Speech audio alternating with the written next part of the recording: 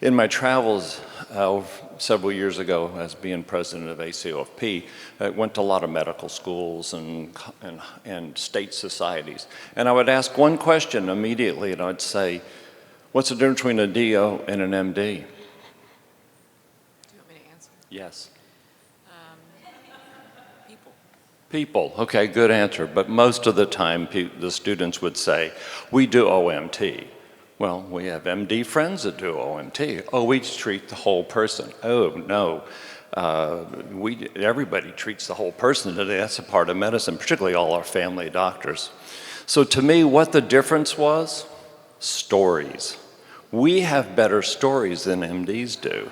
And today you heard that we have better stories. So quickly, I'll tell you my story. As much as we are physicians, we are always feeling like we're in control of things, in control of our destiny. We study hard, we get a good MCAT score, we're going to get into medical school, right?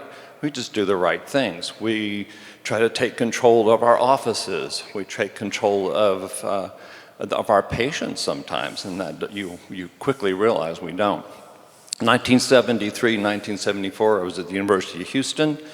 I was a pre-med along with 5,000 other people at the time, trying to get into medical school in Texas when there were only 10,000 spots, 1,000 spots and 10,000 people applying.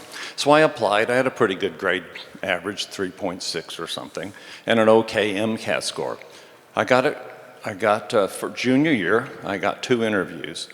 They weren't really interviews. I went to a doctor's office at that medical school. He asked me 3 questions, interview over.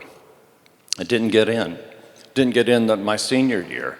So I went and got a fellowship at TCU to be a master's program. And while I was there, I was teaching nurses micro lab.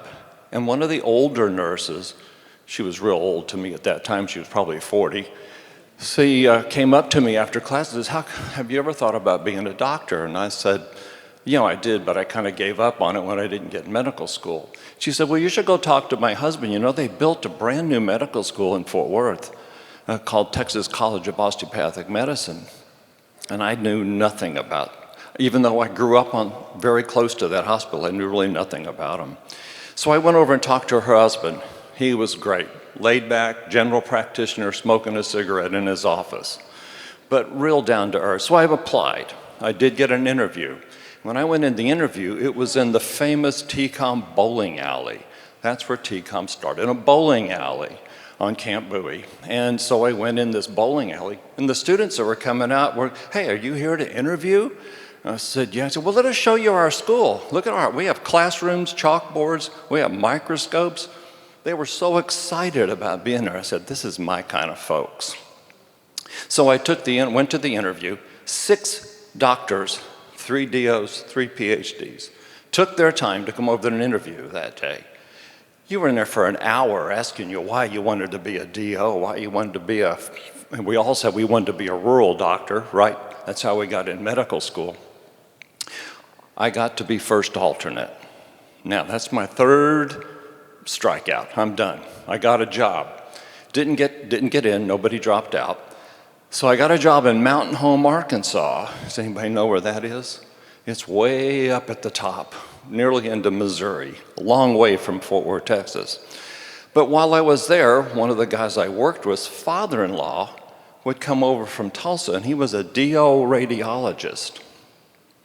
And he kept talking to me about this. Why don't you try again, I'll write you a letter.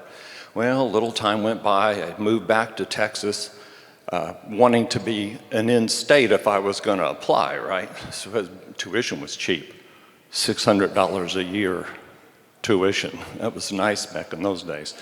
So I decided to go in. Now I know how to play the game, so I called the secretaries in the admission office every single day and said, hey, where's my application? It's on top. Okay. So I get an interview the first day, go in. First 2 interviews were pretty easy, pretty good, pretty relaxed.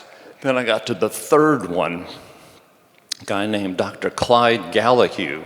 Anybody who was in around that area knows this guy. He was an anesthesiologist and he was tough. And he kept asking me questions and throwing things at me, and I didn't know any of it. I didn't know what he was talking about. He said, well, it doesn't sound like you much want to be a doctor. You don't know who any of these people are. You don't read any books.